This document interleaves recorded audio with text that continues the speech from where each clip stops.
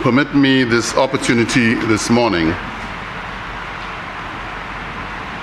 to thank the Almighty God for bringing us here with good health.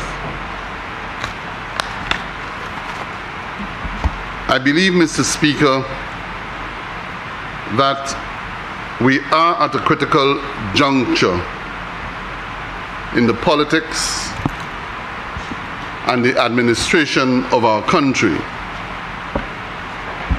And the time has come when those of us who are called upon to serve will do so regardless of whether being in government or being in opposition. The trend we have seen in most recent times, Mr. Speaker, is one in which there are individuals who believe that they're entitled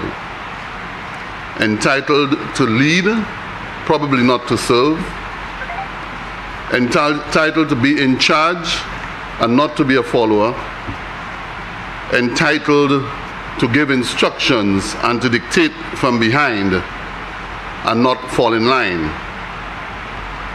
But, Mr. Speaker, we who are here must understand that we are leaders our people look up to, particularly our children, and so our conduct must be one which resonates in the minds and in the hearts of our people to be proud of.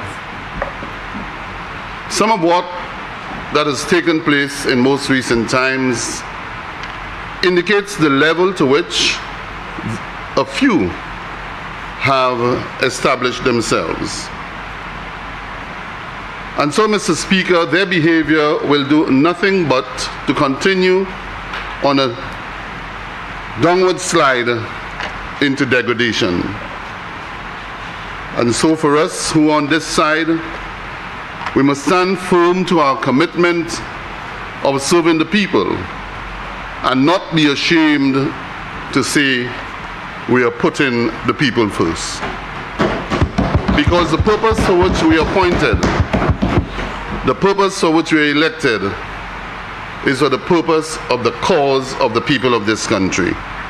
And so let us not lose sight of that cause. And so, Mr. Speaker, when I listened to the Prime Minister, Minister for Finance, on Tuesday, when he delivered his budget address, as it is called, under the theme Health and Security, the Pillars of Sustainability, I thought not only that theme set the foundation, it also set the tone for the direction in which the government is heading. More so, Mr. Speaker, as he delved into the meat of the matter and presented it to us, I couldn't help but reminisce on what was said previously about a month ago and what was said again on Tuesday regarding the performance of the government and what the government has done. And I often say that unless we blow our trumpet, unless we speak about what we do, unless we tell the narrative, it may fall on deaf ears. It may fall on deaf ears because there are those who are making noises, empty vessels, those who will have all kind of, imaginations and things to do to distract people. And so we shall not be distracted. So when I read, Mr. Speaker, on page 8 of the Prime Minister's statement, where he says, "In my last budget, we promised and delivered paid facility fees for 24,000 primary and secondary school students, procured 10,000 electronic devices for students under the one laptop per child program, made available 1,200 MiFi devices to households to assist students with distributed learning, paid CXC maths and English fees for all secondary schools, secure low-cost ICT services for income households at $20 per month for 5,000 households, and that's the program with Flow, the Flow Communication Bundle. And next Tuesday, I'm meeting with Digicel to finalize our negotiations, a similar program with Digicel, which will cover another 5,000 or more children. Mr. Speaker, you go on further. The allocation of $7 million to the home care program to secure care for the elderly, a program that was tampered with by the last administration against advice. The provision of additional $10 million to the Ministry of Equity to provide social assistance. And the list goes on, Mr. Speaker. And it brought me to the famous Jamaican artist, Gramps Morgan, who sings People Like You, a song which was penned originally by Johnny Reed. And in that song, Mr. Speaker, he says, if you give a little more than you take, and if you try to fix more than you break, if you're the kind who takes the time to help a stranger in the rain, there's a place for people like you. And that is quite appropriate, Mr. Speaker, to the Minister for Finance and all of us who are here who continue to give service, to give a little more than we take, and to fix more than we break. And that is so, Mr. Speaker, appropriate, because we could have been on the street today and not inside this Parliament having this debate. Because like many other institutions, or if I should say structures of government, they were broken down and not one built. So whether it is the police headquarters on the instruction of the father of a politician, or the custody suites for which we are called upon to rebuild, to reconstruct, Mr. Speaker, they were breaking down more than they were fixing. They were breaking down the constitution of this country, Mr. Speaker, the laws of the land. Because for 5 years, Mr. Speaker, 5 years, notwithstanding the fact that the law says we must have a deputy speaker, they did it with impunity and refused for 5 years, almost moving on to 6 years, without a deputy speaker. And yet, Mr. Speaker, they come in this Parliament and attempt to dictate at what stage should they make their presentation in representation of the people. And then attempt, Mr. Speaker, to say that they have looked at the standing orders which they disrespected in their time and cannot find anywhere in the standing orders which speaks to the order of speakers. But they disregarded, Mr. Speaker. They violated the constitution of the land and felt it was good to do so.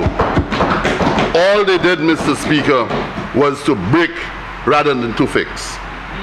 And then they dig into triviality, Mr. Speaker, when we speak of all the things that we have done in this country in the last 2 years, just under 2 years, an attempt to make an issue about the fact that this government decided to fulfill its promise of establishing a youth economy. But what they don't understand, Mr. Speaker, no matter how they twist it, an attempt to make it appear that there are programs going on, there are programs. Why set up a youth economy? What they don't understand, Mr. Speaker, that what we have done is to formalize, institutionalize, and legislate the youth economy, demonstrating a clear commitment to the development of young people. So it's not a program that you go somewhere, it existed today and doesn't exist tomorrow. It's not a program that can be adopted and then forgotten. It's a program that is enshrined in law. And if you know this government and you understand this government to date, you'll know that this government is a law-abiding government, and so the youth economy is a demonstration of our economy, a demonstration of our commitment.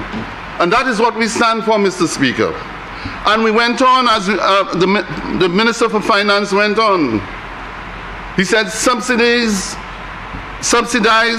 price of fuel, flour, and rice. Significant. But they would ignore the fact that the government is doing all of this and then speak about the government making $70 million this last financial year. But Mr. Speaker, this is what we got. This is what we take, if you want to go according to the words. But we have given more. We have given more with the reduction of VAT. We have given more with the contributions that we have made. $10 million one place, another $18.3 million, $7.3 million, $800,000, Mr. Speaker. If you go on, the list goes on, Mr. Speaker. And I'm sure as you multiply and add what the government has given in the last year and a half plus, you'll find in the true spirit of Gramps-Morgan, we have given a little more than we have taken. My dear friend from Choiseul is smiling because he understands that. He understands what that means to the people of this country. And so, as I said earlier on, Mr. Speaker, we cannot fail to articulate and to let the message, the narrative be heard throughout this country. We just cannot allow this to happen, Mr. Speaker. And I do hope that we all can find the spirit and the energy to ensure that this is not allowed. And so, Mr. Speaker, you move on with the program of the government, and you see the performance of the economy, the growth of the economy. And the only way you can have growth is prudent management. The prudent management of a captain, of one who we say there's a place for people like you, who understands what it is to give and to take, but to give more, to build and to fix and not break, Mr. Speaker. And one who understands if you find a stranger and you find time and give a kind hand, there's a place for people like you. Right. Mr. Speaker, these are the tenets of this administration. What we stand for, what we do, and how we go about doing it. The presentation, Mr. Speaker, is laced with successes of this administration. It is laced with things that the administration has done. And therefore, with all that we have done, Mr. Speaker, we understand that there are problems. We understand that there are issues that we as a government must fix. Issues that wasn't created in 1 year or 1 year and a half, but issues which have accumulated over time.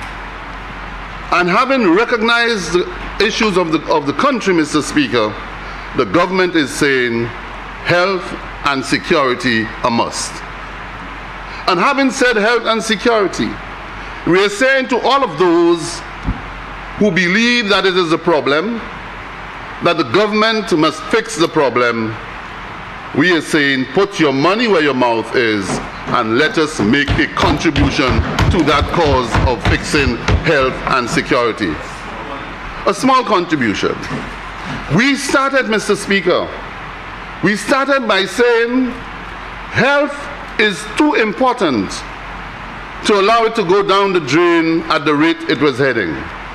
And the first decision we took, Mr. Speaker, was to go to St. Jude and do a quick analysis of the situation at St. Jude to determine the status of the St. Jude project, and to put a team of competent individuals and say, you go down there and tell us what the problems are down at St. Jude. We didn't pay a cent to get it done. And if the PM ever paid, you must tell me, because as far as I'm aware, we didn't. But they paid $1 million for one man to give a report. One man to give a report. Okay? And if we give a little more than we take. And that is the message. This government has constantly looked for ways and means of getting the job done without taking too much. And there are too many instances of the former administration taking more than they gave. So that was our first commitment of looking at St. Jude.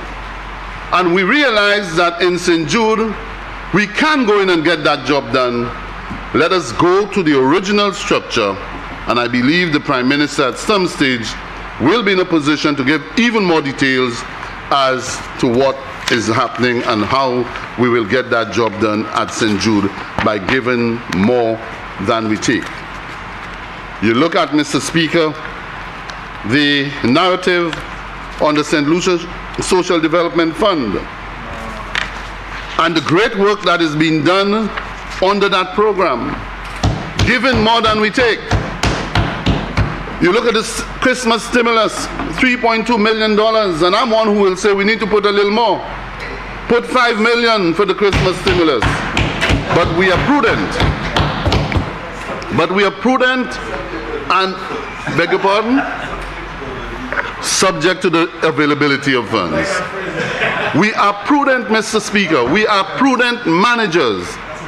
And while we are always willing to give more than we take, we understand what it is when we do not have as much to give more than we can ever take. The Easter stimulus, Mr. Speaker, $3.2 million. Education assistance, $2 million. Hope, $1.014 million. Short-term employment, $6.8 million, Mr. Speaker, and pre-hurricane cleanup, $1.5 million. A government who responds, a government who understands the need of the people, Mr. Speaker. That's the government of the St. Lucia Labour Party and the Blue Wave. So, Mr. Speaker, and you move on,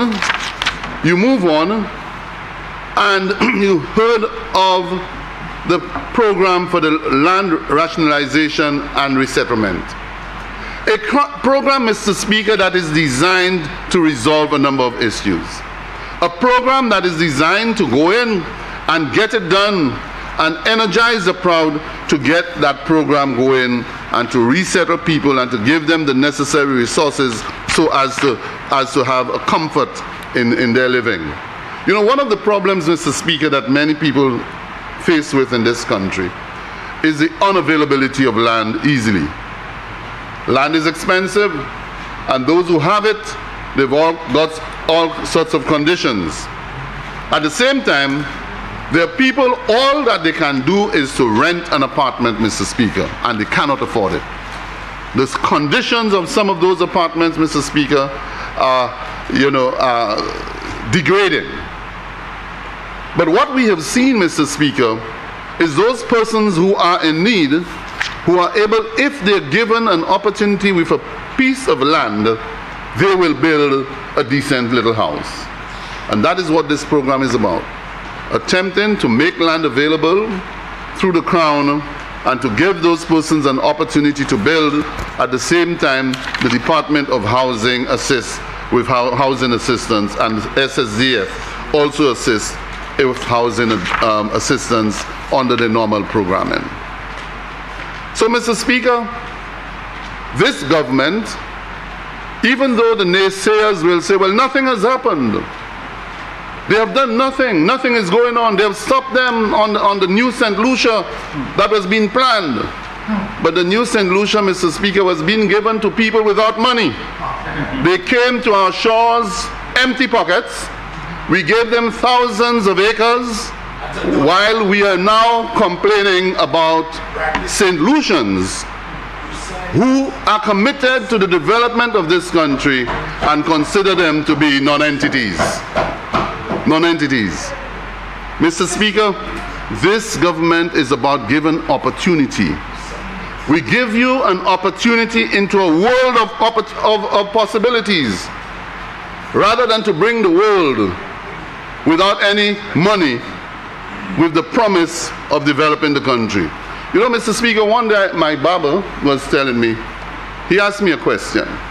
He said, Mr. King, how do you all go about deciding on investors? How do you know an investor is a true investor?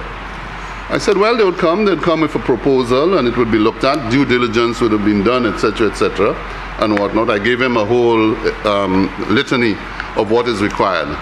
He said, but I don't believe that's what it is. I said, why?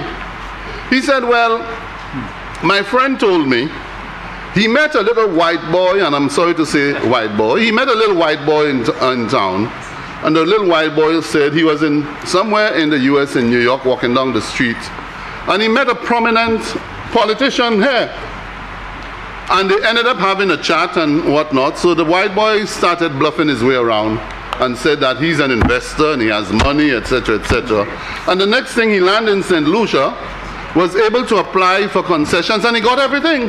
Wow. Okay? He got everything. So, Mr. Speaker, the point I'm making is we at all times must exercise due diligence, and this government is one you can look to when it comes to due diligence. Mr. Speaker, I am one who believes that we, as I said early on, must put our money where our mouth is. The issue of the removal of VAT on plywood, lumber, steel, cement, and galvanized. One may say, well, it's great. I guess they may denounce it. I guess they may denounce it, Mr. Speaker. But if we look at it objectively, and you probably do the maths, you may say, well, what is the country losing by giving plywood, lumber, steel, cement, and galvanized, given the waiver of VAT? We may be losing more than the $70 million that we're making on fuel, I'm sure. But I'll wait for the verdict. So we may be losing much more. But Mr. Speaker, what this initiative is doing is just not necessarily the 12.5% that we are giving to all and sundry, it may appear, to the poor, the marginalized, the middle, and the upper class. But what it is doing, Mr. Speaker, once you're able to do that, is to stimulate the activity through the construction sector. Because it means now that there are people who will say, it is time for me to build. The businessmen will say, it is a good time to build because the VAT is off. And so there will be an acceleration of investment as a consequence of this small initiative where business people will say, the environment is conducive, let me start construction of my project. In fact, it would do a number of things.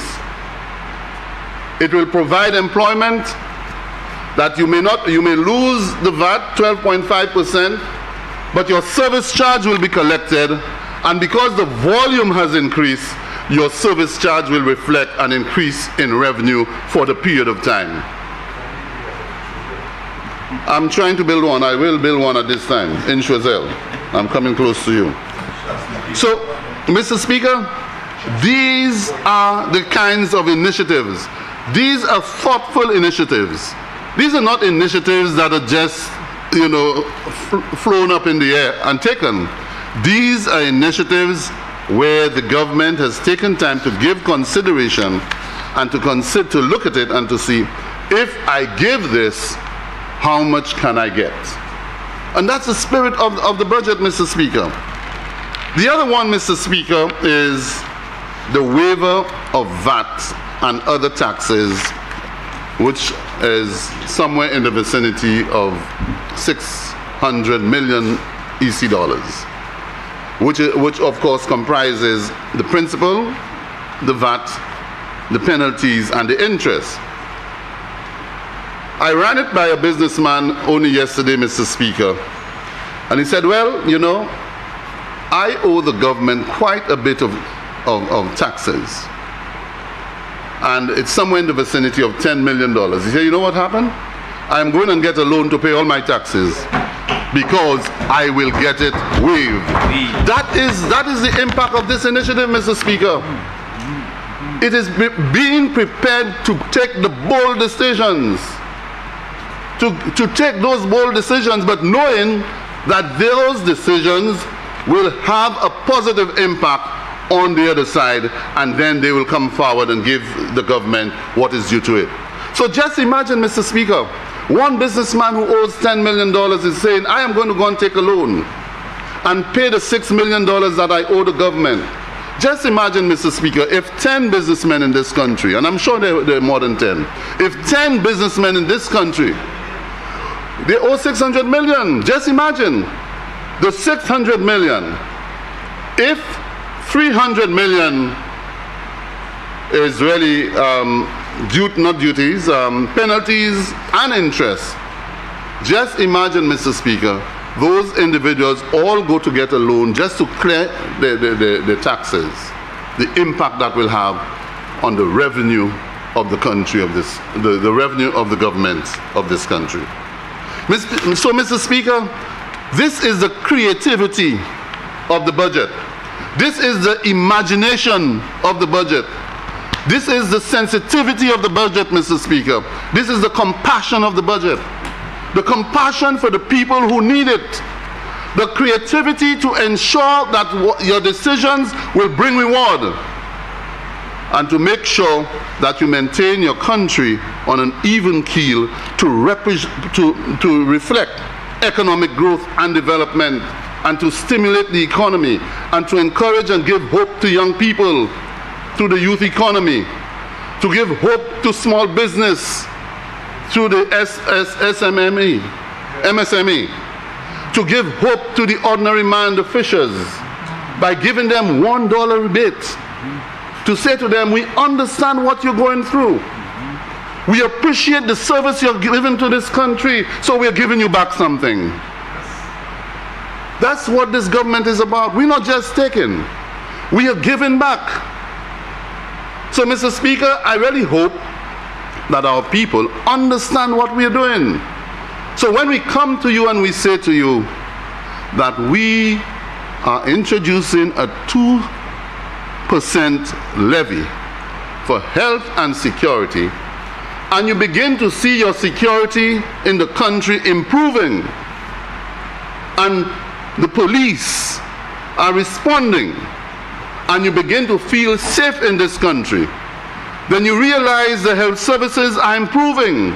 That when you go to the health center, to the clinic, to the wellness centers, and to the hospitals, you realize the services are improving. You will understand the importance of the 2%. And so, Mr. Speaker, having said this, I want to move to my ministry. Mr. Speaker, the Prime Minister in his budget address spoke of the work that the Ministry of Infrastructure will undertake in this financial year. Of course, whereas the theme of the budget did not reflect the Department of Infrastructure,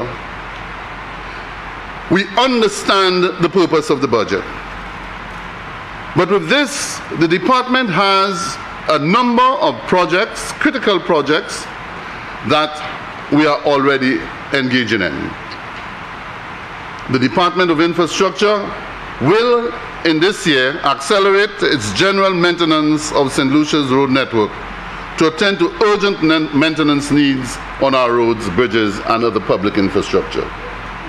Mr. Speaker, this is important Because in the last year we were challenged with the climatic conditions, climate change, heavy rainfalls, and some of them ridiculed us and said, well, you know, the science and all this sort of thing, you all talk about science, and you can't fix roads in the rain. I want them to go and fix their road in the rain.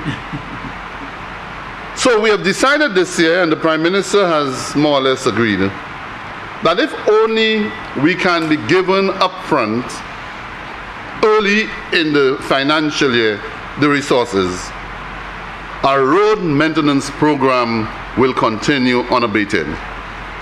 I am sure those of you who drive around, because all of us drive anyway, who drive around, I'm sure you realize that throughout the country, particularly our primary road network, we have done quite a bit of work in terms of maintenance. And so I must take this opportunity to thank the Prime Minister, who this year, towards the end of the year, gave us an additional $2.5 million to go into road maintenance and to do the volume and the quality of work that you see happening on our roads. Mr. Prime Minister, let me assure you that we will continue to persevere and to pursue the agenda which you have given us. In fact, so as to motivate the men, I've requested and planned a special appreciation event for them in the next 2 Fridays after the jazz. And I'm hoping that Prime Minister, you and other colleagues will be able to come into that event so that you can express your appreciation. And if you have any disappointments, you can also express those disappointments. Mr. Speaker, the purpose of this is to show appreciation, and that's what this government is all about. Mr. Speaker, there are a number of critical roads or infrastructure that we are continuing. The Millennium Highway, which we have been speaking about for a long time, Millennium Highway and West Coast Road project continues. A number of community roads are currently receiving attention under the Design, Finance, Construct model. And it is anticipated that once government's prudential fiscal limits under the DFC model is satisfactorily achieved, a number of other communities will see improvements to their roads. Of course, I've got to ensure that in so doing that the Prime Minister has that space. He has that space to be able to recommit himself to doing any more DFCs. Because while we would like to do what the people need, we also have to understand we cannot overburden the resources of the country if we do not have it. At the same time, Mr. Speaker, we are now moving into the Renewable Energy Sustainable Development Project, and that I will go back to later. So the first major project, Mr. Speaker, the Millennium Highway and West Coast Road project, that project was funded under the CDB, through the CDB, under what is called the UK CIF grant funding, United Kingdom Caribbean Infrastructure Fund. Cost of $43,287,000. The project is to improve and rehabilitate the Millennium Highway, which is 6.2 kilometers, the reconstruction of 24.6 kilometers on the west coast, which goes from Cul-de-sac through to Ancillary and ending at Columbet, and the construction of what I call the South Bridge at Ancillary.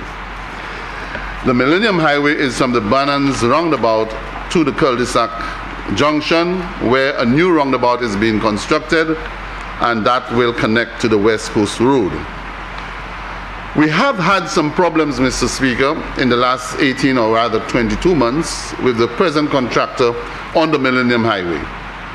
That project, Mr. Speaker, is behind time. The project should have completed in March.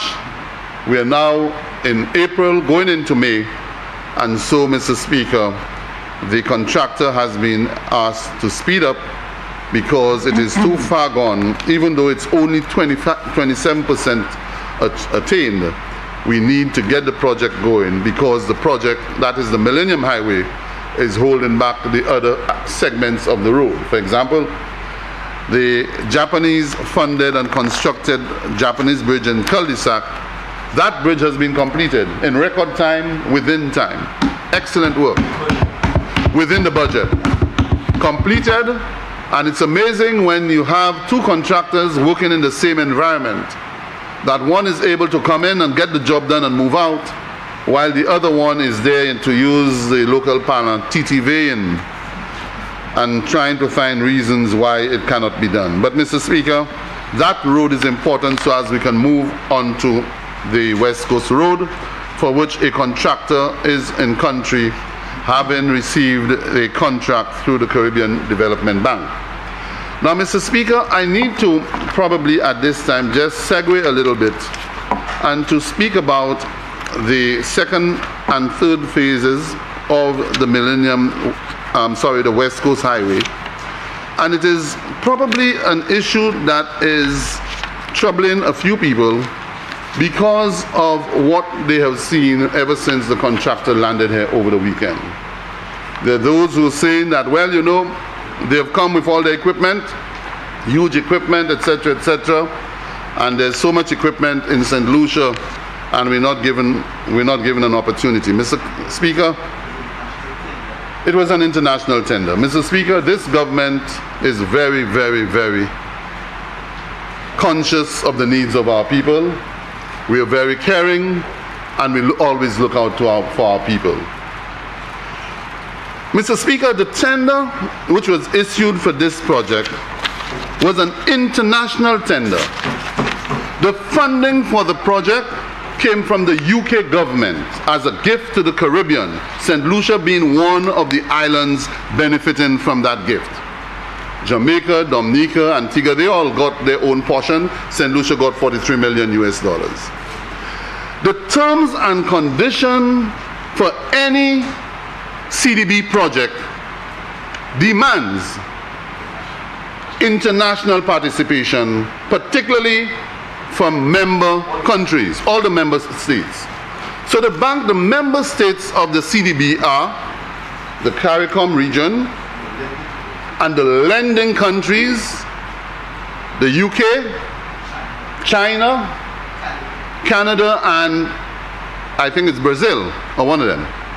But the lending countries, those countries who have come forward to say that we are prepared to buy or participate in the bank as a lending partner, you are the borrowing partners, but whenever there are tenders, we believe it must be internationally put out there. The bidding document, Mr. Speaker, is very specific, and the bidding document says that as a contractor, you've got to demonstrate that you have capacity.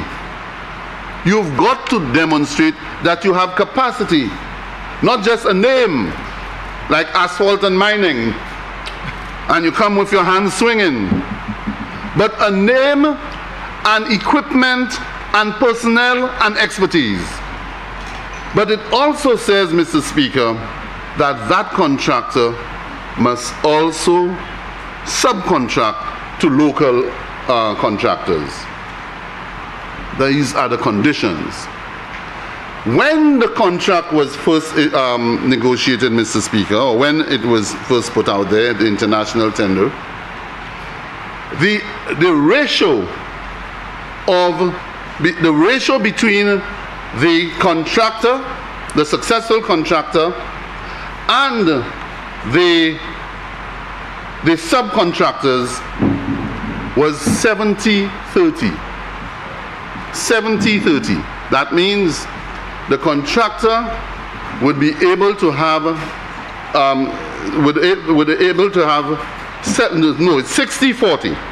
The contractor would be able to have 60% in terms of the direct involvement, and the subcontractors would be given 40% award of contracts. upon review, we decided, Mr. Speaker, in this contract, and remember the one which was done, the first contract was done in 2021 or thereabout, 2021, Mr. Speaker. It was signed in May of 2021. And so, Mr. Speaker, having done that, this government said we need to get a little more. And what we have done is to reverse the ratio and to allow local tenders to be able to get as much as 70% portion of the tendering, the subcontracting process. So in other words, there are greater opportunities under the arrangement that's made here. But Mr. Speaker, what is also interesting is that the tender document indicated the pieces of equipment that are required for the project. So the list is here. It says 15-ton or higher hydraulic excavators, 15 tons or higher hydraulic excavators, okay, and they gave you the list.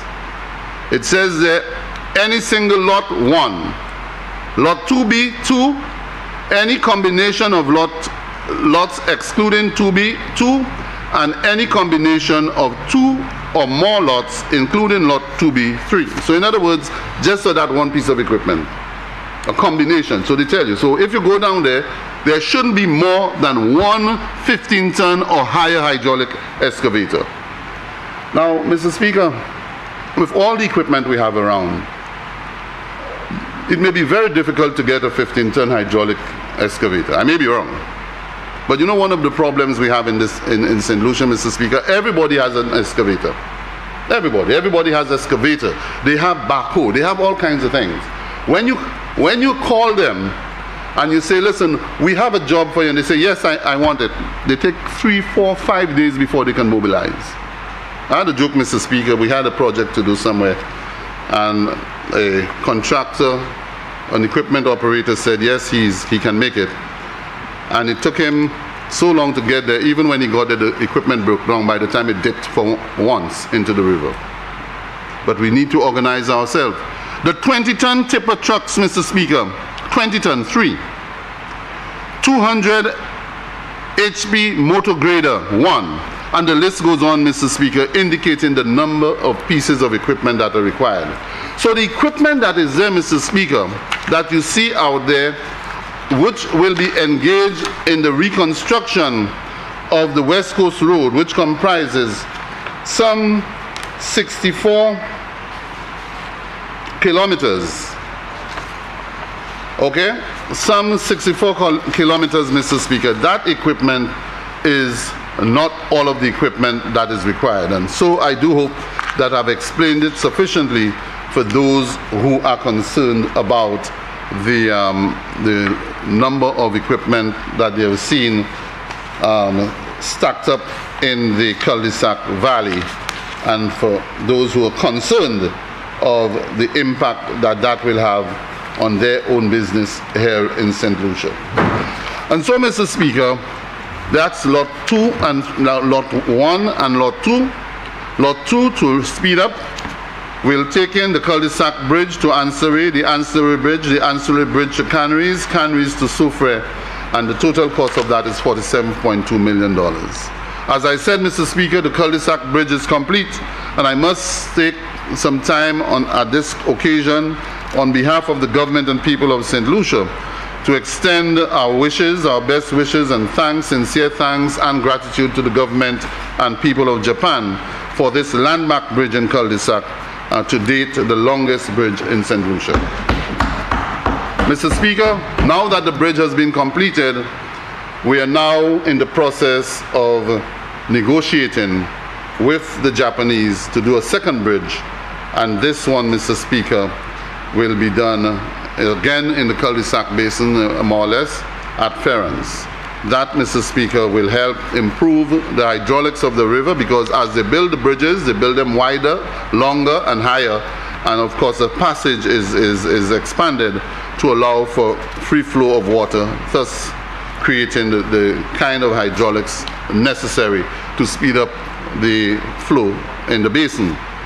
Mr. Speaker, one of the projects which we have just completed, which was done by the last government, started with the last government, is the RIM, Road Improvement Management Program, Phase 4, and that project is nearing completion. In fact, it has come to an end, and we are just going through the defects liability period. And for this, Mr. Speaker, I also want to thank the people, government and people of the Republic of China, Taiwan, for the collaboration and the generosity they have extended to St. Lucia over the years. There are some other specific areas, Mr. Speaker, I would like to now go into quickly. For this financial year, Mr. Speaker, one project which has been identified and for which I have received, Mr. Speaker, quite a bit of pressure from the parliamentary representative who is absent today, is the construction of the Austin Hill Road, costing $750,000, Mr. Speaker, and that is located somewhere in the constituency of Dennery North. I haven't visited it yet, Mr. Speaker, but I will go and see that road and to ensure that it is done. We also have, Mr. Speaker, an amount of $2.5 million for slope stabilization, retaining walls, and that, Mr. Speaker, is an annual program to assist in places where the walls are coming down and we need to stabilize the slopes. $2.5 million, not necessarily sufficient, Mr. Speaker, but it's even better than what it was last year, and I thank the Minister for Finance for this allocation.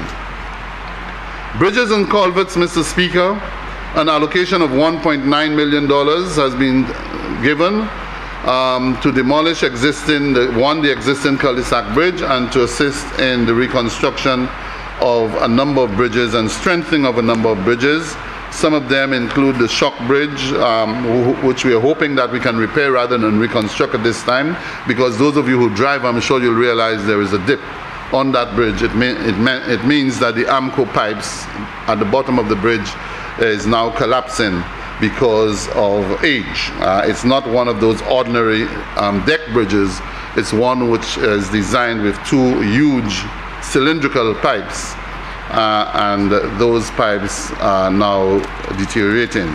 Also, we're looking at Tromase Bridge, Parnell Bridge, which has been very problematic over the years. Every now and then we've got to go in there and try to underpin it. Then you have the Dennery Main Bridge and the Bosquidor Bridge. All of these, Mr. Speaker, are bridges that we need to undertake. But, Mr. Speaker, recently we did invest in some equipment, both in the lab and, of course, alongside the engineering unit. And one of the systems we have introduced, Mr. Speaker, is a system called an asset management system, a road maintenance management system. And that is to allow us to avoid what has happened in the past. In the past, what you recognize is that the Ministry of Infrastructure, or the Department of Infrastructure, was simply responding. They were reactive. The improvement in the asset management system, Mr. Speaker, allows for continuous inspection and an assessment of bridges, on culverts, and the roads itself, to see the level of stress and deterioration that is taking place, and to respond in a timely manner. So instead of being reactive, we've been proactive. And hopefully, if the system is applied properly, Mr. Speaker, we'll see less sudden crashes of the landscape, and bridges, as we have seen. The Badlil is one place where we have had a number of mudslides and landslides, and most times we are not ready for such, and we have to be running helter-skelter to make sure we put things in place. So the asset management system would help in that regard. We have, Mr. Speaker, also reconstruction and rehabilitation of roads, and the allocation, it's sort of small, $4 million. Ideally, Mr. Speaker, if we are to respond to the reconstruction and rehabilitation of roads based on the the rate at which roads are deteriorating, we really would need to spend $20 million a year.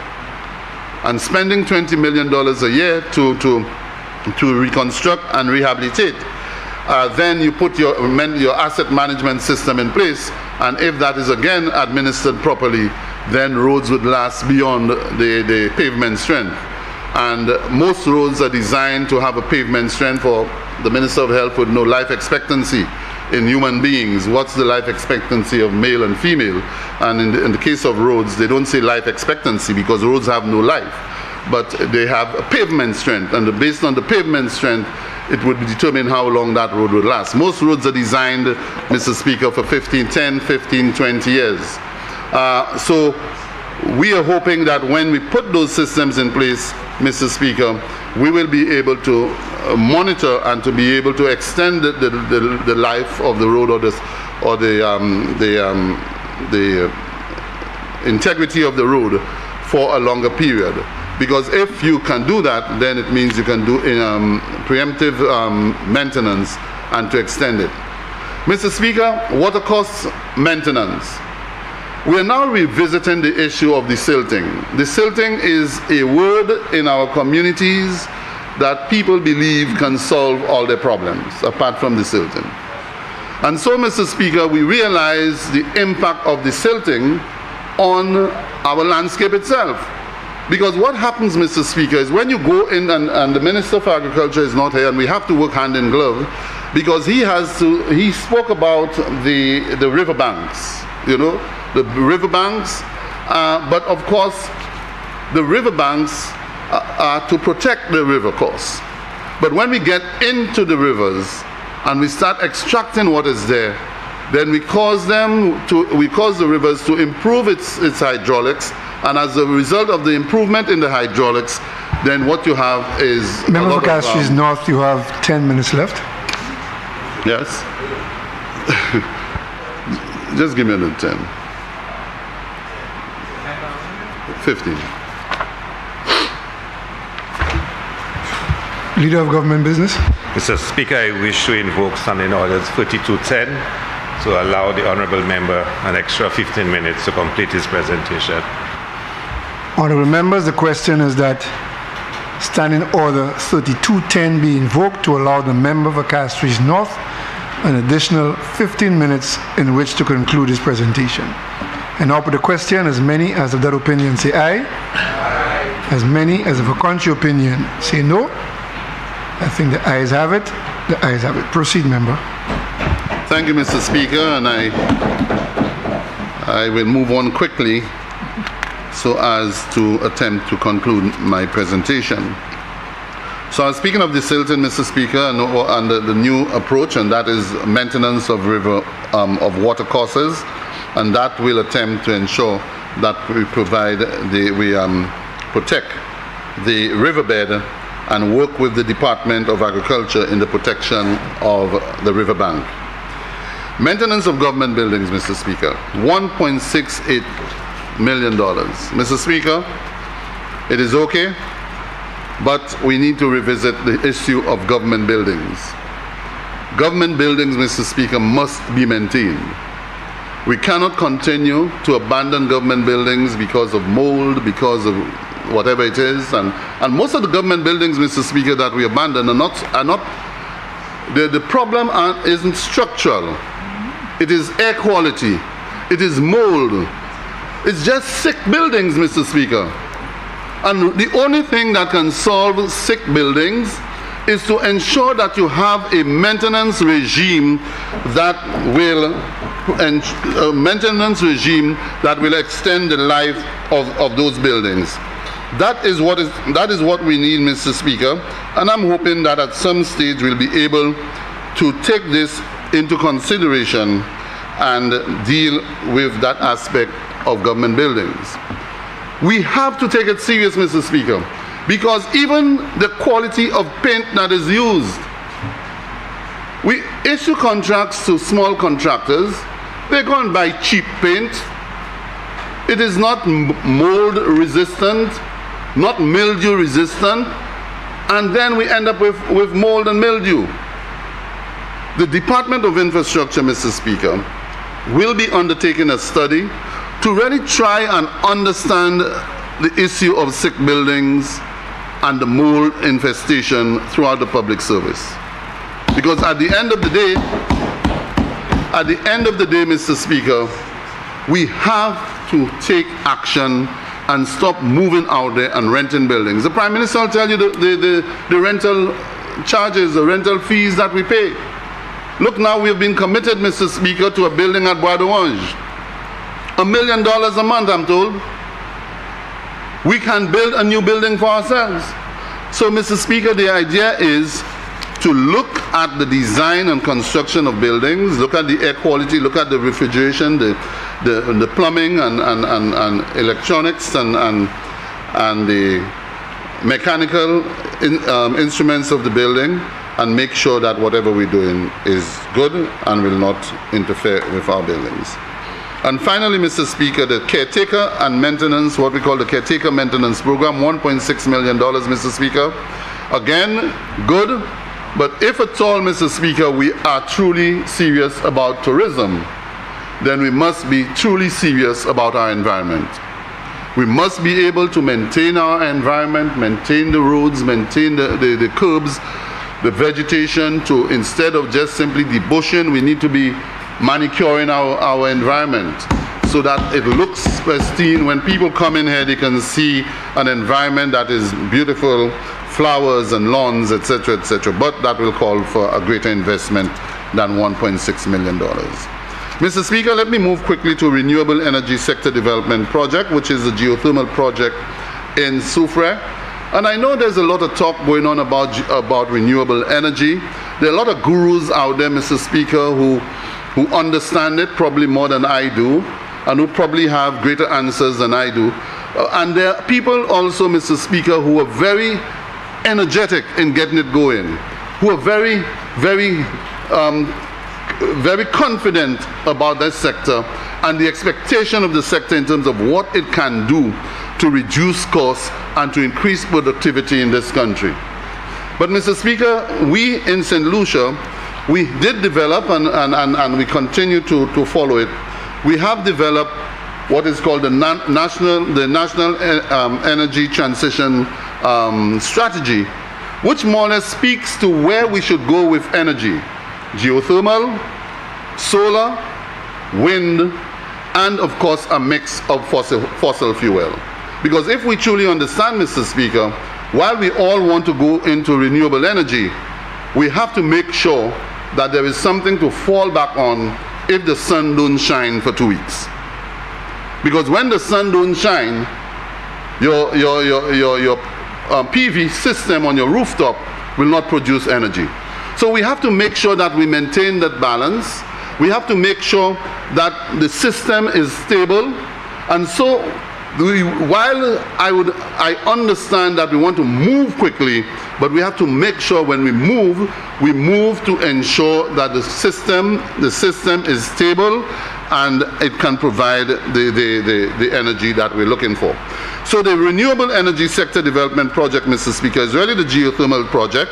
It's a project costing $21.9 million, which we may never recover, because, and that more or less is a grant given to us by the World Bank to do the final stages of exploration in the country. Whereas we have done previous exploratory exercises, we have discovered that there is geothermal energy, but we were not able to determine the capacity of the geothermal that is under there.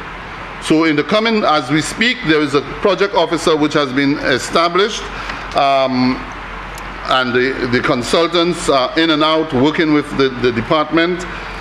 We want to make sure that the project is viable. We want to make sure if there is energy that the resource can be generated, and of course the enabling environment to scale up renewables, renewable investment with the private sector is established. Now, Mr. Speaker, the most critical part of this initiative, Mr. Speaker, is the legislation. The old legislation, Mr. Speaker, recognizes one power producer. One power producer in Louslet. That's the only power producer. The legislation surrounds Louslet. In that, Mr. Speaker, Louslet itself owns the power grid.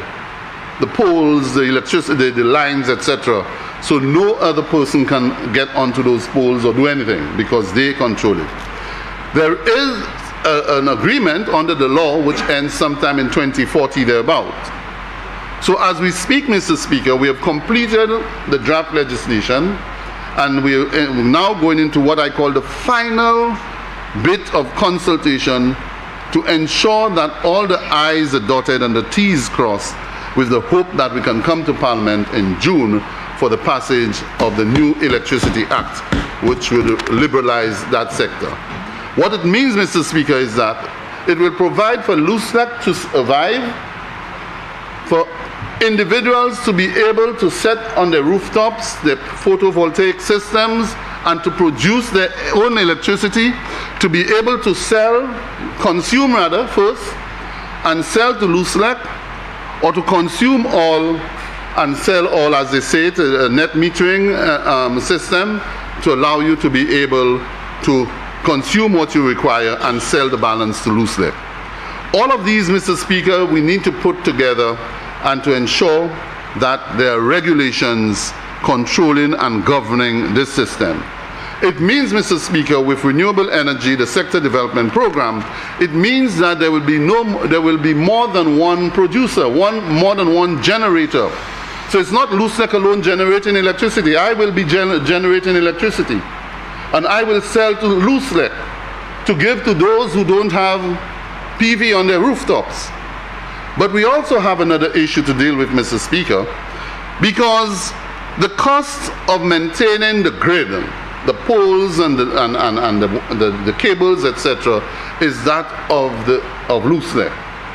And so we also have to strike a balance as to how much renewable energy that we will allow for independent power producers and the population to generate, and how much LUSLEC itself should generate to ensure that LUSLEC itself remains sustainable to maintain that grid. So as we speak about renewables, Mr. Speaker, and we speak about reducing the cost of energy, we also have to think that there is a grid to maintain that we need to depend on, because we will not be totally independent unless we find a resource that is sustainable. And the resource that we're thinking of, Mr. Speaker, if we're able to get it, that can sustain us, is the geothermal resource. Solar will not be able to sustain us entirely. As I said, there'll be days you'll wake up and your solar water heater is cold and your light bulb will be black because you won't have any electricity. So if only, Mr. Speaker, and we're hoping that we can proceed with the project, and the exploration drilling will commence in the coming months. We are looking at a number of places in the Soufrière region. There are 3 to 4 slim wells in Belle Plaine to be done. That's in Fort Saint-Jacques. We have done consultation there already, and I'm hoping that the people have bought into the idea. Montlisa is one, that's in Mondesi, and in Saltibus. And this is to assess and confirm the viability, as I said, Mr. Speaker, for development of an estimated 30 megawatt geothermal power plant. The other thing that will happen, Mr. Speaker, is that currently, under the arrangement that exists, an individual is able to generate 5 kilowatts of electricity, and a business place is allowed to generate 25 kilowatts. When the renewable energy system comes into place, when people can now go in freely and get their renewables, get their photovoltaic systems and get their battery storage, and to be able to store power, generate and store power, the Electricity Act will now provide for an increase in the volume of production for you. So whereas we had 5, it may go up to 25 for domestic. I'm not saying that's where it will go, but it may go up to 25, it may go up to 50, it may go up to 100 to the business places. But the whole idea, as I said early on, is to bring about a balance. This, Mr. Speaker, as a consequence, the project has hired an exploration management consultancy firm, US $3.5 million. There's an engagement of civil and infrastructure works contractors, $1.8 million US. And there is a contractor for drilling services and that is $13.2 million, Mr. Speaker. All of that money, Mr. Speaker, as we speak now, all of that money is really grant funding. If we find the resource and the resource is sufficient enough to generate electricity, then it converts into a loan and the government would have to pay that loan. But what it does, Mr. Speaker, is once you can find the resource, the government pays the loan, but the government can leverage to the private sector and then attract private sector investment to get involved in the project. The project has 5 sources, Mr. Speaker: the Canadian Clean Energy Forest Climate, $3.7 million, Clean Technology Fund, $8.572 million, Canadian Clean Energy and Forest Climate Fund, $0.55 million, and the government of St. Lucia will put $1 million for land acquisition, etc., for the project. Mr. Speaker, out of this project, we were able to get a number of students, a cohort of 10 students who were given scholarships to study and to understand the whole issue of geothermal generation and to prepare them for the future and possible jobs in the sector. Mr. Speaker, I want to quickly mention that in all of this, you need the regulator. The regulator is the NERC, and the NERC, which was established sometime in 2015, they have been struggling along. They have not been able to attract or generate the resources they require for their sustainability. And this year, the government has decided to give them an increase in their subvention of $250,000, which will assist them in their administration costs in running the office, and to hope that the NERC can improve on its services and to be able to train its members, etc. Once the legislation goes by and the sector is liberated, then it means the loose deck will come under the NERC. As it is now, only WASCO is being regulated. Loose deck is not regulated, except by the Ministry of Infrastructure in terms of the routine inspections that we normally have to do every 2 years. The NERC then will come in and set the regulation, and loose deck would have to pay the NERC a percentage of its revenue to keep the NERC going and to be able to give them the necessary professional competence to run the system. So that basically, Mr. Speaker, is the sort of dashboard of what is expected to happen. We are still pursuing, Mr. Speaker, our target of 35% renewable energy penetration by the year 2025. We're not there yet. We're still a long way ahead, but there is need to push. And one of the ways we will attain this, Mr. Speaker, is the support within the public service to be able to get the necessary competence and manpower needs of the energy unit to be able to pursue our national agenda, but also to capitalize and piggyback on the numerous funding that is out there that we need to go out searching. There's a lot of funding out there, Mr. Speaker. There's the International Renewable Energy Agency, IRENA. Recently, we're able to get them to agree on a $50 million grant loan, which LooseLec is interested in, but it's just one of many opportunities that exist out there where we can access.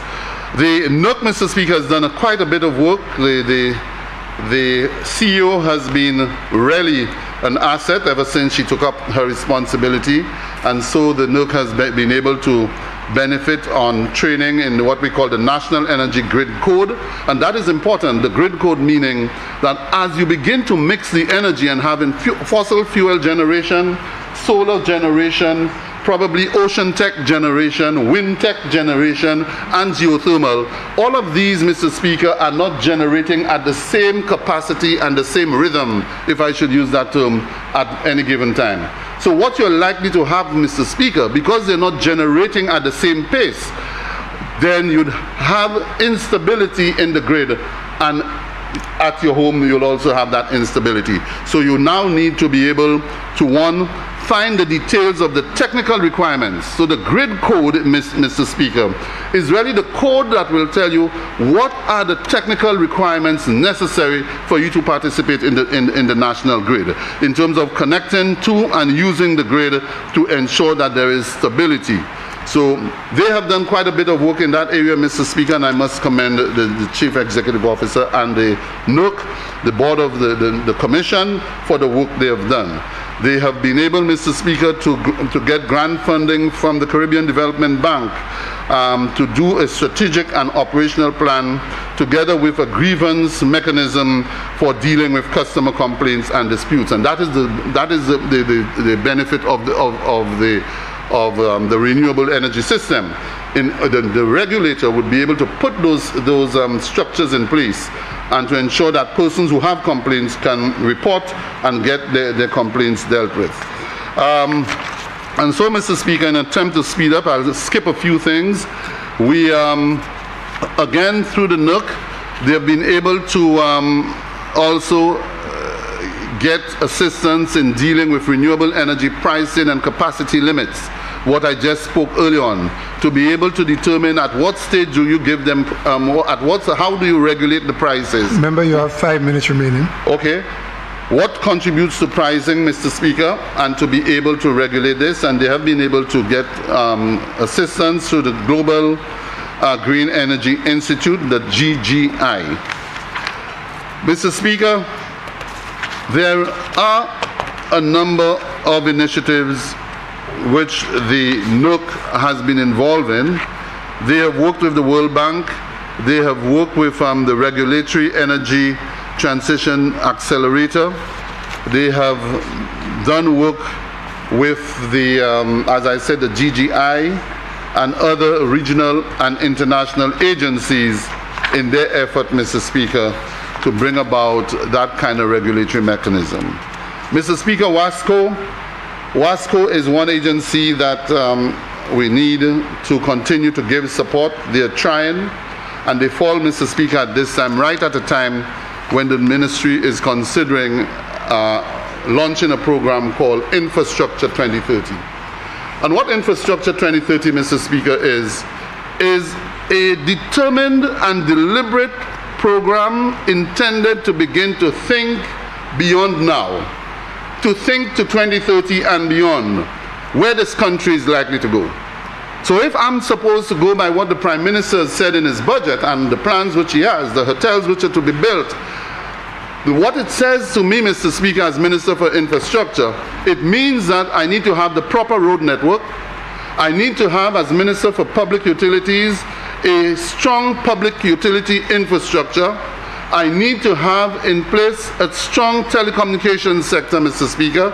I need to have that environment. I need to have strong sewer facilities and all of these things. And so Infrastructure 2030 gives an opportunity, Mr. Speaker, to renew our infrastructure, to ask ourselves, is our infrastructure for water in place? And I can tell you no. Because so often, what do you see? As we build a road, next week it's like Wasco smells the asphalt and they're digging. But what is happening there, Mr. Speaker, is because of the road construction and the compaction during construction, that vibration, the aging infrastructure, Mr. Speaker, deteriorates to the extent that weeks after or days after, or even during the time of construction, it breaks up. So for us, it is an investment that we have to make to say, let us do an audit of all of our infrastructure. Put in new lines and say, listen, we want lines on the day that will last 20 years. Then we build a road that will last 20 years. Then we may take a decision that line should not be under the road pavement, but should be on the side of the road. Then electricity. Where are we going in the next 7 years and beyond, in the year 2030? We speak of a north-south link road from Groseley to Dennery. What is likely to happen? What is likely to happen, Mr. Speaker, is the potential of not just a road, but the opening up of a vista of opportunities, a community, maybe a new village, a tourism place. Then your water requirements, your water needs increases. And you need to have that infrastructure in place. You know, Cabot came to St. Lucia, Mr. Speaker. And what did we find? Cabot doesn't have, or we don't have the capacity to pump enough water to Cabot based on the size of that facility. The Royalton came in, and we're having problems. So Infrastructure 2030, Mr. Speaker, is a program that will allow us to be able to review our infrastructure, to augment what is existing, and to put in place an infrastructure plan that will be geared for 2030 and beyond. And that program, Mr. Speaker, we're hoping we can launch this year.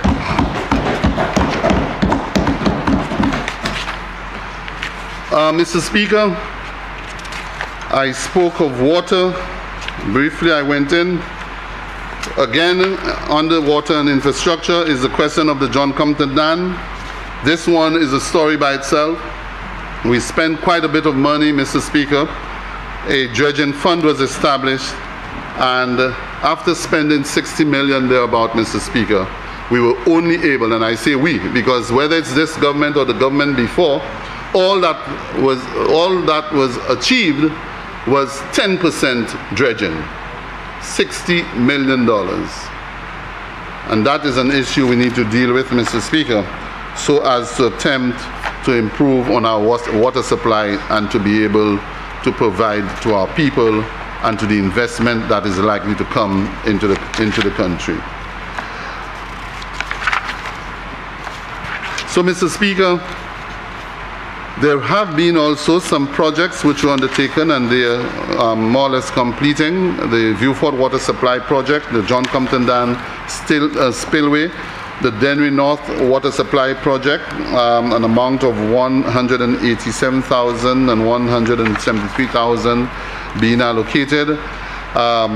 The rehabilitation and upgrade of the Northern Water Distribution Pipeline, which was... Remember, you need to wrap up now? I will wrap up now, Mr. Speaker.